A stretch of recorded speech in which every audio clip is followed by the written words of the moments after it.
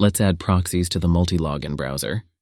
When you visit Multilogin's dashboard, under Browser Profiles, click New Profile.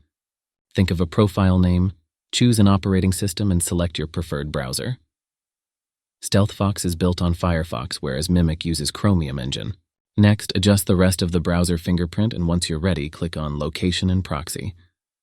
Time to get your proxy details.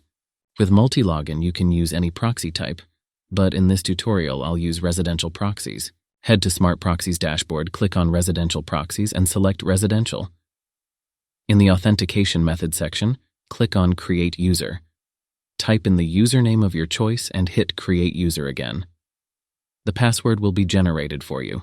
Now navigate to the Endpoint generator. Here you can choose a preferred proxy user, location, session type, and output format. Below, you will find the generated endpoints. Copy them and go back to the Multilogin dashboard. From the Proxy dropdown, choose your proxy protocol.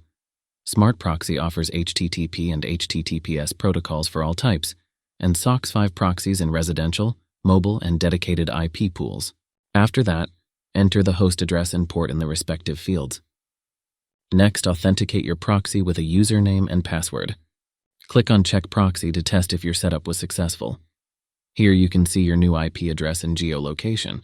Click Create to save the setup, and you're ready to use proxies with Multilogin.